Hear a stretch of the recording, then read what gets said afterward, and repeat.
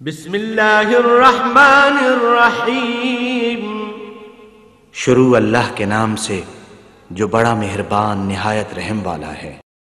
عربی کی عبارت پڑھ نہ سکے اور علم کا دعویٰ کرتے ہیں، عربی کی عبارت پڑھ نہ سکے اور علم کا دعویٰ کرتے ہیں، اردو کی عبارت پڑھ کر قرآن سے دلالت کرتے ہیں، محض مفہوم کتاب و سنت کا خواہش کے مطابق کرتے ہیں۔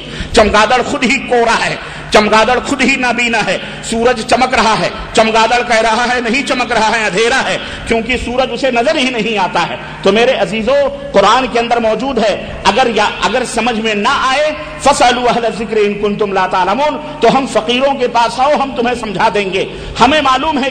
بسم اللہ الرحمن الرحیم۔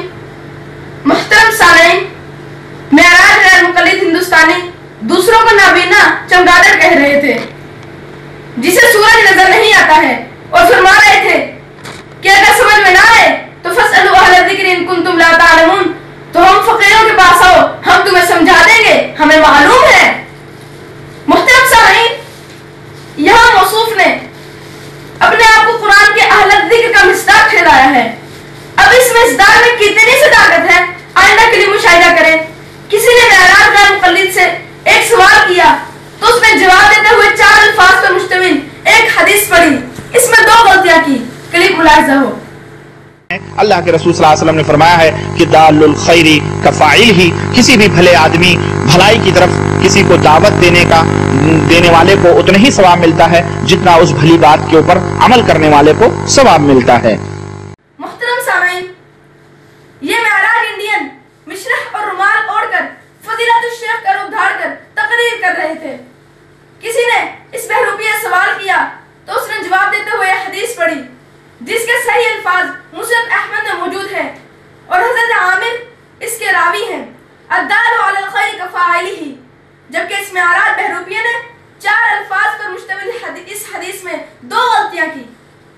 پہلی غلطی یہ کہ الدال شروع میں الف لام ہے، جبکہ معراج انڈین نے الف لام کو چھوڑ کر صرف دال پڑھا۔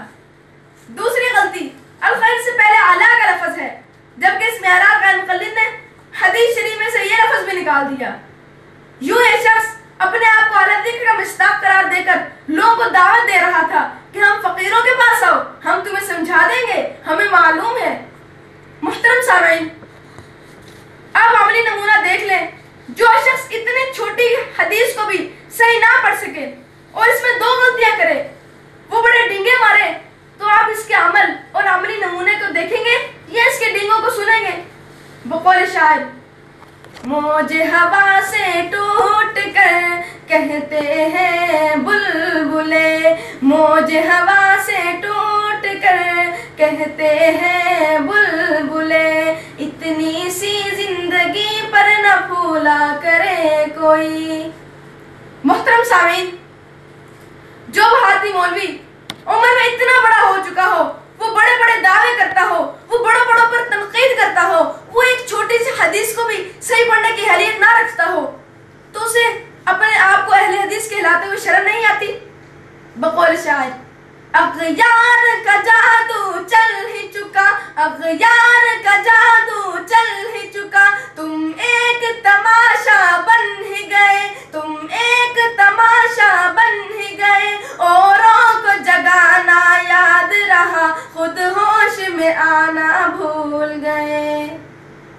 محترم سامعین، یہ معراج غیر مقلد ہندوستانی جو علماء دیوبند پر تنقید کرتا رہتا ہے، اسے معلوم ہونا چاہیے کہ دیوبندی مدارس میں پہلے یا دوسرے سال کے طلباء کو یہ حدیث پڑھائی جاتی ہے اور اس کی ترکیب بھی کرائی جاتی ہے، لیکن تو اتنا نالائق ہے کہ تجھے اب تک الدال علی الخیر کفاعلہ صحیح پڑھنا نہیں آیا، پھر بھی تو بڑے بڑے دعوے کرتا ہے۔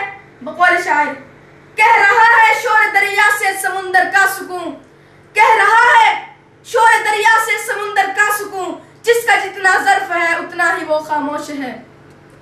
غیر مقلدین کے سامعین و داخلین، اگر پھر بھی تم اصرار ہو کہ معراج انڈین غیر مقلد نے جو حدیث پڑھی ہے وہی صحیح ہے، تو پھر میدان میں آؤ اور तुम किसी एक हदीस की किताब में ऐसे हदीस दिखा दो तो मैं तुम्हें 1 करोड़ का इनाम दूंगा।